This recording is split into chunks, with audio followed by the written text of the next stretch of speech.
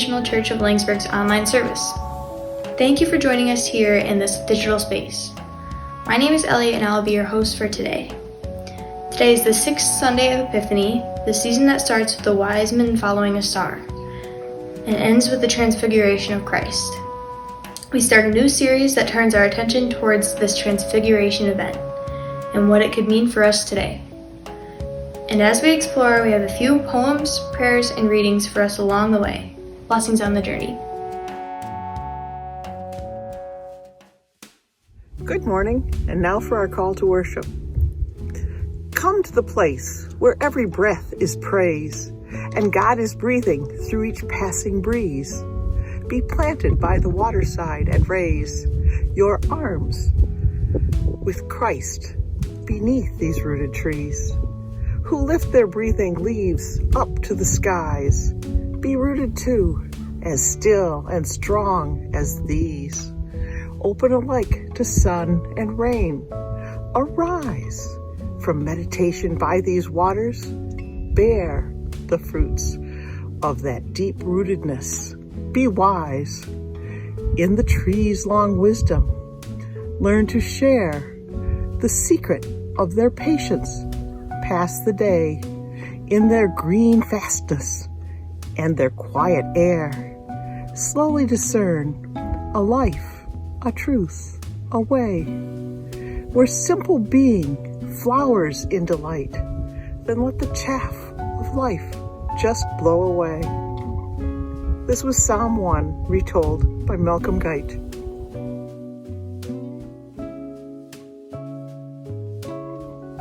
We light this candle to remind us that Christ is the light of the world and was born as a human being to dispel the darkness of our hearts and minds.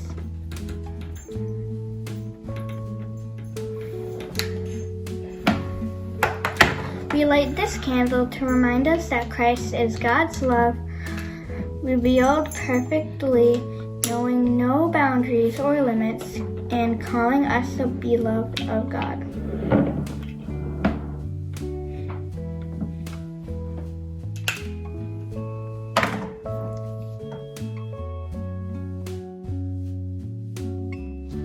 Well, good morning all, and welcome to the 6th Sunday in Epiphany. This is the season dedicated to exploring the revelation to the whole world that Jesus is the Son of God and what that might mean for us. Now, this revelation has come to those who were considered the outsiders, like the poor, the sick, the outcast, the excluded, the irreligious, and the like. Good thing we outsiders didn't make a new insiders club out of this Jesus movement thing. Oh wait, we did. Sorry. See, that's why Epiphany is such an important season, because we've all fallen asleep in certain ways, individually and collectively, and we need an epiphany to wake us up. So that's what this season's all about. Now, have you ever had what could be described as a mountaintop experience? Perhaps you went away on a life-changing trip or retreat, or gave a once-in-a-lifetime performance in some musical, sport, or scientific endeavor. Or maybe you won an award at work or school for a really great achievement, or you received recognition that was just really long awaited for. Now, these high spots on our journey through life are a grace, but they are few and far between if we're really honest. So what do you do in the meantime? Part of the answer lies in our text today and how it fits into the season of Epiphany. Now, I know the word epiphany sounds like this miraculous otherworldly experience that maybe only a few spiritually elite get to, experience, while the rest of us have to muck about in the reality of jobs and mortgages and taxes and sports schedules, raising kids, making dinner. But Luke has a different story for us today. Jesus goes up on a mountaintop, he chooses his disciples, and then he returns from the mountain to teach.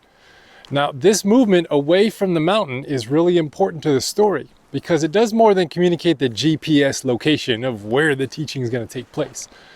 Instead, it's a statement all on its own that God is being brought to us from the on high places in the person of Jesus.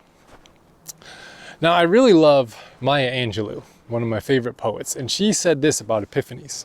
She said, "The truth is, everybody probably has 250 epiphanies. The way you're changed at 10 prepares you to be changed again at 15. But you couldn't have been changed at 15 had you not been changed at 10.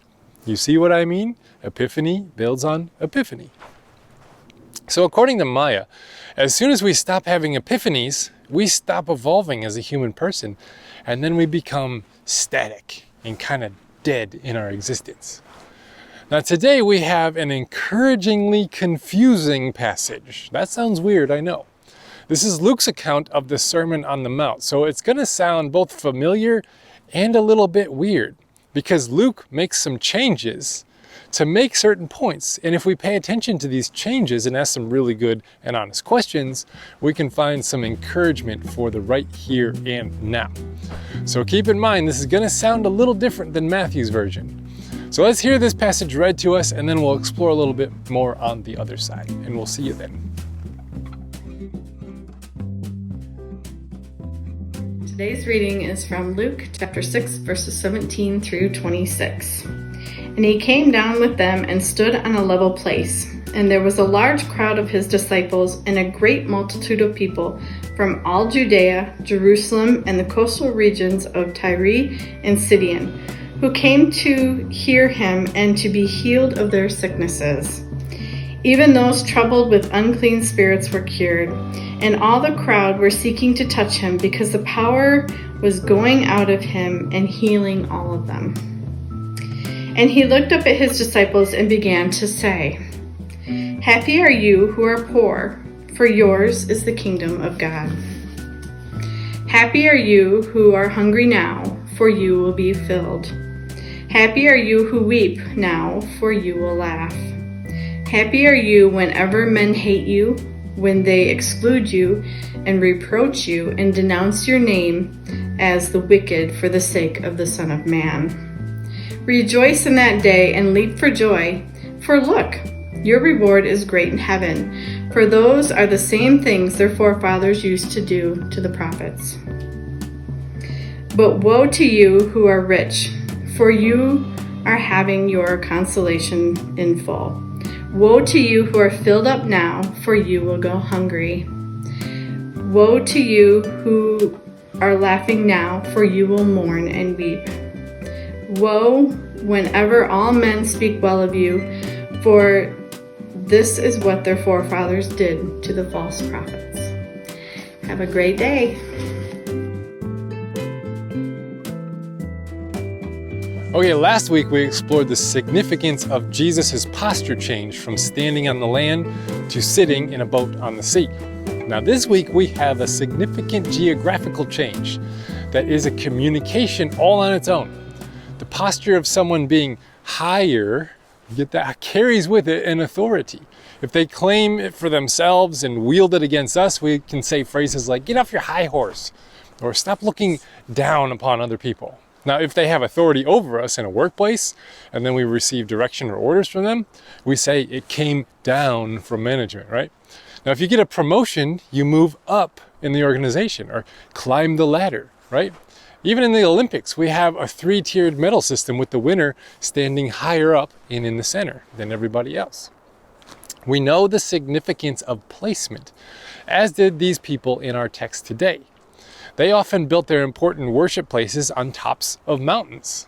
Many of the encounters with God in the Old Testament take place on a mountain. Mount Zion, Mount Sinai, Mount Carmel. These places hold significance in the imagination of the people. Even the holy city of Jerusalem is built on a mountaintop, and as people entered, then they had to sing the Psalms of Ascent. They're found in the book of Psalms. But today, something a little bit backwards to the common narrative happens. Jesus descends from a mountain. Now, this movement downward started in chapter 3 of this gospel, when the same verb is used to describe the Holy Spirit descending upon Jesus at his baptism. Now, it's not unseen in text, just not as celebrated as much as the ascensions. One such famous descending happens in Exodus 34, when Moses descends from Mount Sinai with the law, then he gives it to the gathered crowds of the newly formed Hebrew people, right after the other side of Egypt. And much like that story, Jesus here descends from a mountain and finds a crowd waiting for a new law. We're supposed to make this comparison here from this. So what is happening in the narrative? Luke is illustrating what Jesus is teaching about with this change in geography. He is a new kind of Moses, giving a new kind of law for the new covenant between God and humans. But the gathered crowd is not merely the Hebrew people as it was in the day of Moses, but people from all over Judea and Jerusalem. And then it specifically mentions the two cities of Tyre and Sidon, which are both Gentile territories with notorious pasts, according to the prophets of Ezekiel and Isaiah. But here they are, receiving the new law for the new people of God, and it's on a level place, a very flat place. They call this actually the Sermon on the Plain, but not like an aeroplane, but like a plane, flat place. Now, that's a fun word. Now, Matthew's account of this teaching takes place on the mountain, but Luke has Jesus descend and give this teaching from the flat level place. And it's actually the only time in the whole New Testament that this word is used. And the direct translation is a level place which is easy for the feet. And I love that. All these people, the insiders and the outsiders, the religious and irreligious, the sick and the troubled, and they all come on a level place. Their position does not give them a head start. Their physical well-being does not give them an upper hand. They all come on level ground. And this pathway to God is easy for the feet. There are no secret handshakes, special knowledge, or litmus tests that you got to do. And all this is communicated before Jesus even speaks a word. But he does speak, and it is profound when you use this foundation laid. So what does he say? Let's check it out.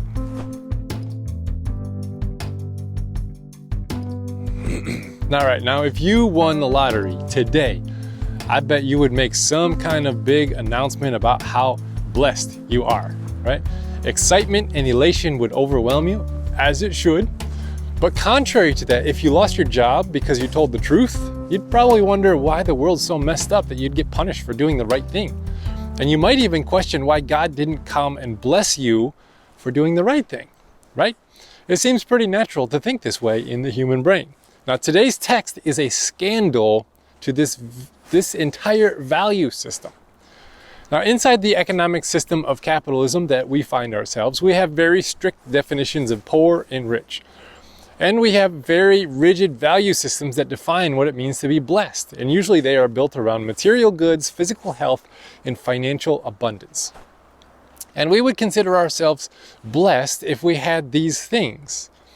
And then we'd consider ourselves waiting for blessings when we don't have those things. They certainly make life easier to handle. I mean, there's no need to glorify hardship of not having these things. It can be very degrading and dehumanizing to live in poverty and need. So what is Jesus talking about when he says, blessed are the poor? Now, I think we make a distinction between poor and poverty. An academic named Elmer Douglas wrote about this, saying, poverty often brings with it sickness, disease, epidemics, unsanitary housing, and slum conditions. Poverty dispossesses its victims of the amenities to which the affluent believe themselves to be entitled. Furthermore, it deprives them of the cultural advantages that are indispensable for individual growth and development in an evolving civilization, such as respectable clothing, decent housing, education, travel, and participation in community life on the basis of equality. So when Jesus says, blessed are the poor, he doesn't mean blessed are those who are stuck in a state of poverty, or blessed is the state of poverty. Nor is he saying blessed is the system and circumstances that brings about poverty in people's lives. For Jesus is against the dehumanization of people. Speaking out against that actually eventually gets him in trouble with both the religious and governing authorities who align and then kill him. Now, Jesus instead is extending blessing to those who are abused by the cultural, economic, and religious kingdoms of the present world. Those who either abstain from participating in the soul-crushing values one needs to get ahead in the abusive systems of the world, or those who have just been run over by it altogether. Jesus here is giving hope to the hopeless, saying the kingdom that God oversees does not overlook you. For the word reward here, when he says, great is your reward in heaven, is the same word that describes wages due to a laborer. Jesus is helping people see that their hardships in life that often come from those who have amassed the authority and material wealth to afflict them is being counted somewhere and a great reckoning will take place. Justice will roll down, as Amos has said, and things will be made right. He's saying that this world may abuse and exclude and overlook you, but God does not. Now, Jesus includes one more reminder in this section. Those who stand for the things that Jesus stood for are in good company. The prophets, the heroes of the faith, the saints of the past. He's saying that they are all on your side when you stand for the things Jesus stood for. And empires then crash down upon you in retaliation. But you stand on the right side of history. The great cloud of witnesses affirm you. Deep in your soul somewhere, in a way that you cannot understand, in a way that cannot even be validated by outside rewards, you find yourself blessed to know your heroes can look down upon you with great pride. But there's one more section here, and it's about the woes. Whoa. Yeah, we're gonna check that out.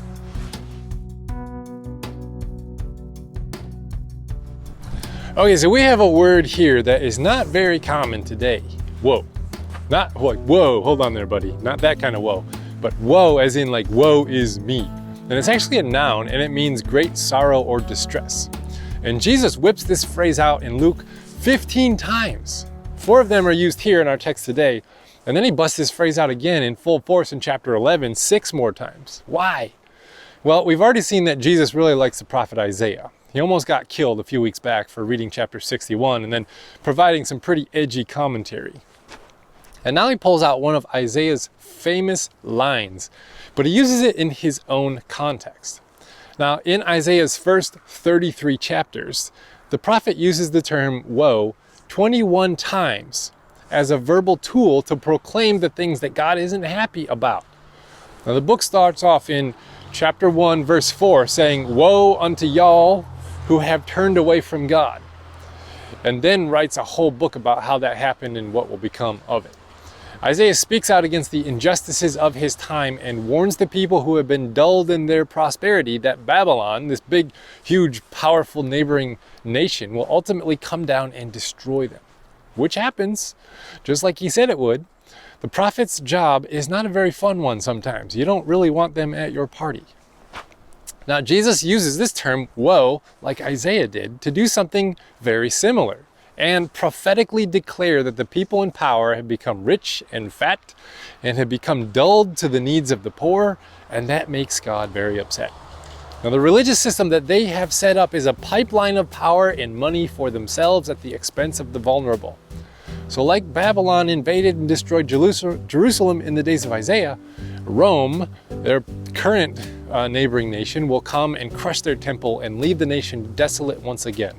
It actually happens in 64 AD when the people take up arms against Rome, and it ends in 70 AD with the destruction of the center of their whole world, the temple.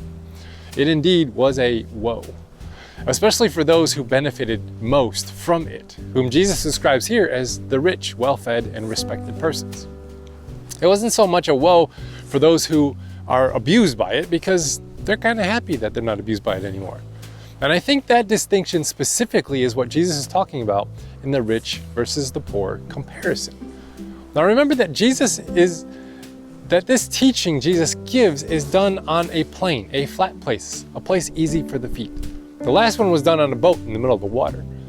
And what is happening here is the presence of God is not monopolized by the elite and powerful, guarded by the gatekeepers who decide who's in and who's out. The presence of God is being made available to all and in all the common places we live. Those whose temple was their field that they tended to make enough food to eat, those whose temple was the water that they fished to gain enough goods for market, those whose temple was the fields that their flocks of sheep grazed on to gain wool and milk and meat, they are the blessed poor because their livelihood is not wrapped up in the temple system, getting, maintaining, and wielding power in ways that kill and deaden the soul. They are blessed because when that falls apart, they still have God in the open air, under a golden sun, or even in the white snow here. They truly are the blessed ones who don't lose their soul to gain the world. They are the deeply, deeply happy ones, even in the midst of hardship. And now today we have a beautiful poem for our benediction from Mary Oliver that kind of illustrates this point. It's one of my favorites, and I hope you enjoy it. We'll see you next week. I Happen to Be Standing, a poem by Mary Oliver. I don't know where prayers go or what they do. Do cats pray while they sleep, half asleep in the sun? Does the opossum pray as it crosses the street? The sunflowers? The old black oak growing older every year? I know I can walk through the world along the shore or under the trees with my mind filled with things of little importance, in full self-attendance, a condition I can't really call being alive. Is it a prayer, a gift, or a petition? Or does it matter? The sunflowers blaze, maybe that's their way. Maybe the cats are sound asleep. Maybe not. While I was thinking this, I happened to be standing just outside my door with my notebook open, which is the way I begin every morning. Then a wren in the privet began to sing. He was positively drenched in enthusiasm. I don't know why. And yet, why not? I wouldn't persuade you from whatever you believe, or whatever you don't. That's your business. But I thought of the wrens singing. What could this be if it isn't a prayer? So I just listened, my pen in the air. I Happen to Be Standing, a poem by Mary Oliver.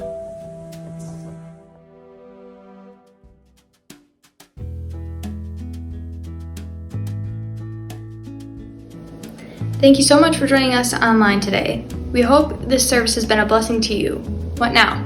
1. Participate. If you would like to participate in our services, we would welcome your readings with a simple phone recording. 2. Partner. If you would like to give financially to ensure the continuation of this online service, there is a link on the bottom of your screen. And 3. Subscribe. You may subscribe on YouTube or like our page on Facebook to stay updated with our online services. We hope you have found some hope, help, and healing today. See you next week.